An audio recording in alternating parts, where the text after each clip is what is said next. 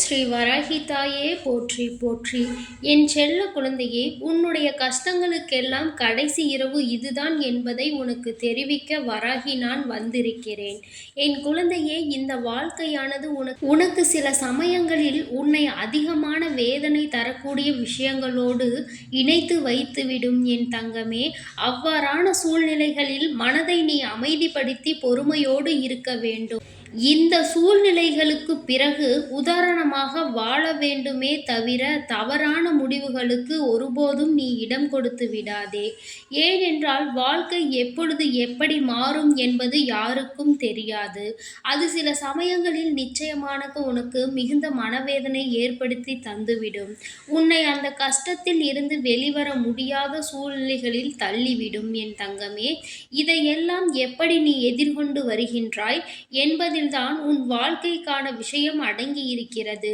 என் தங்கமே, உனக்கான சில பிரச்சனைகளும் சில தீர்க்க முடியாத கஷ்டங்களும் இன்றோடு உனக்கு முடிவு வரப்போகிறது. இந்த வராகியை நம்புவாய், ஆனால் நிச்சயமாக அது சாத்தியமாக்கப்படும் என்பதை மறந்துவிடாதே. குழந்தையே, எப்போது இந்த வராகியின் வாக்கினை கேட்கிறாயோ அப்பொழுது அன்று உனக்கானது உன் கைகளில் கிடைப்பதோடு மட்டுமல்லாமல் உனக்கு இருந்த மிக பெரிய கஷ்டங்கள் எல்லாம் உன்னை விட்டு விலகி ஓடும் என்பதை நீ மறந்து விடாதே. என் குழந்தையே, உன்னை சுற்றி எத்தனை உறவுகள் இருந்தாலும் இல்லாவிட்டாலும் நீ தனிமையாகவே உணர்ந்து கொண்டிருக்கிறாய். எத்தனை பேர் இருந்தாலும் யாரும் இல்லாதது போன்ற உணர்வுதான் என் குழந்தை உனக்குள் இருந்து கொண்டிருக்கிறது. என் தங்கமே, எத்தனை பேர் இருந்தாலும் சரி, இல்லாவிட்டாலும் சரி, அவர்கள் உனக்கு உதவி செய்தாலும் செய்யாவிட்டாலும் நீ வருத்தம் கொள்ளாதே என் தங்கமே.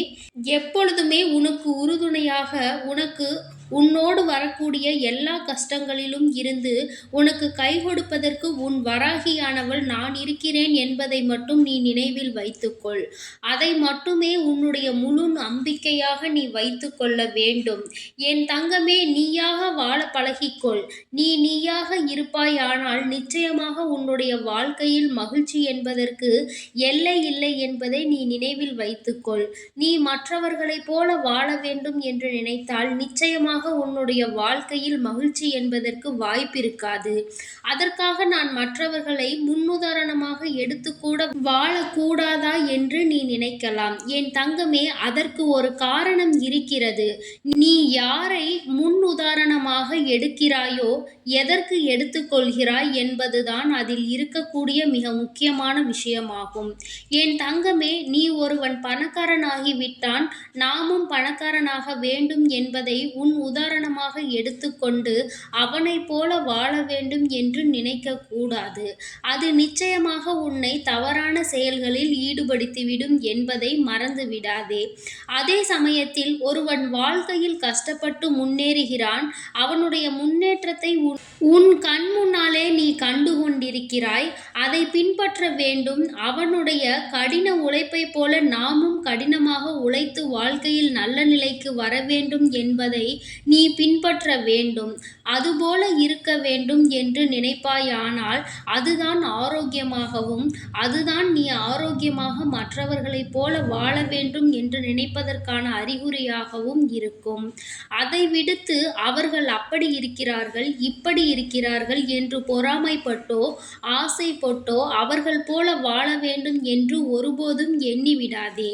என் குழந்தையே, உனக்கு இருக்கின்ற பாதி கஷ்டங்கள் மற்றவர்கள் உன்னை என்ன நினைப்பார்கள், இப்படி இருக்கின்றோமே, அவர் நம்மை என்ன சொல்லிவிடுவார்களோ என்பதில்தான் இருக்கிறது. அடுத்தவர்களை நினைத்து கவலைப்பட்டு கொண்டே உன்னுடைய வாழ்க்கையை நீ இப்பொழுது உன்னையும் காயப்படுத்தி உன்னுடன் இருப்பவர்களையும் நீ கஷ்டப்படுத்தி உன்னுடைய மன நிம்மதியையும் உன்னையும் நீ வேதனைப்படுத்தி கொண்டிருக்கிறாய். என் தங்கமே, எத்தனை உறவுகள் இருந்தாலும் உனக்கென்று நம்பிக்கை கொடுக்க உன்னோடு இருக்க சில உறவுகள் இருக்கத்தான் செய்கிறார்கள். அது இல்லை என்று நீ ஒருபோதும் மறுக்க முடியாது. இந்த வராகியிடம் வந்து நீ வேண்டுதல்களையும் உன் கஷ்டங்களையும் சொல்லும்போது எனக்கென்று யாரும் இல்லை தாயே என்று நீ சொல்லலாமா? நிச்சயமாக உனக்காக இருக்க சில உயிர்கள் உன்னோடு இருக்கத்தான் செய்கிறார்கள். அதை நிச்சயமாக உன்னால் மறுக்க முடியாது. நீ அப்போது இருக்கின்ற அந்த கஷ்டத்தில் யாரும் இல்லாதது போன்ற தனிமையை உணரலாம். ஆனால் நிச்சயமாக உன்னோடு பயணிக்க, உன் வாழ்வில் உன்னோடு துணையிருக்க, உன்னோடு சிலர் இருந்து கொண்டுதான் இருக்கிறார்கள். அவர்களினுடைய நல்ல குணத்தை நீ உன் மனதில் எடுத்துக்கொண்டு, தீய எண்ணங்கள் கொண்டவர்களை எல்லாம் உன் வாழ்வில் இருந்து விலக்கி வைத்துவிடு. என் தங்கமே, உன்னை பெற்றவர்கள் எப்பொழுதுமே நீ நன்றாக இருக்க வேண்டும் என்றுதான் நினைப்பார்கள். யாருமே தன் குழந்தைகள் வாழ்க்கையில் கெட்டுப்போகக் கூடாது என்பதற்காகத்தான் அவர்கள் வாழ்க்கையை தியாகம் செய்து கொண்டிருக்கிறார்கள். என் தங்கமே, நீ தவறு செய்யும்போது அதனை அவர்கள் கண்டிக்கிறார்கள் என்றால் அதற்கு அவர்களுக்கான முழு உரிமையும் இருக்கிறது. ஏனென்றால் வாழ்க்கையில் அந்த கஷ்டத்தை எல்லாம் அவர்கள் கடந்து வந்திருக்கின்றார்கள். நீங்கள் நிச்சயமாக இது போன்ற பாதையில் குழந்தை சென்றால் அவர்களுக்கு என்ன நிலை ஏற்படும் என்பதை அவர்கள் அனுபவ பாடத்திலிருந்து உனக்கு சொல்லித் தருகின்றார்கள். அதை நீ மறந்து விடாதே. உனக்கு எல்லாம் தெரியும் என்பது போல உனக்கு ஒரு மாயை இந்த வாழ்க்கை கற்றுக் கொடுத்திருக்கிறது. ஆனால் அது உண்மை இல்லை. எவர் அனுபவத்தில் உனக்கு இந்த வாழ்க்கையை கற்றுத் தருகின்றார்களோ நிச்சயமாக அதுதான் உண்மையான வாழ்க்கை என்பதை நீ நினைவில் வைத்துக்கொள் என் தங்கமே. உனக்கான கஷ்டங்கள் எல்லாம் உன்னை விட்டு போக வேண்டும் என்றால் முதலில் நீ மற்றவர்களை பார்ப்பதையும் மற்றவர்கள் உன்னை பார்க்கிறார்கள் என்று நினைப்பதையும் முதலில் நினைப்பதை நிறுத்து. ஏனென்றால் அடுத்தவர்கள் உன்னை வாழ்க்கையில் நுழையும் பொழுது நிச்சயமாக கஷ்டங்களும் உன்னை தேடி வந்து விடுகிறது என்பதை மறந்து விடாதே. என் குழந்தையே, யார் உன்னை பற்றி என்ன சொன்னாலும் நிச்சயமாக கணக்கில் எடுத்துக்கொள்ளக் கூடாது. அவர்களின் வேலையை அதுவாகவே மட்டும்தான் இருக்கும்போது உன்னுடைய வேலை அதுவல்ல. உனக்கென்று நிறைய கடமைகள் இங்கே இருந்து கொண்டிருக்கிறது. அத்தனை கடமைகளையும் சரியாக செய்ய வேண்டிய பொறுப்பு உன் கையில் தான் இருக்கின்றது. அப்படி இருக்கும்போது அதிலிருந்து நழுவ நீ ஒருபோதும் எண்ணக்கூடாது.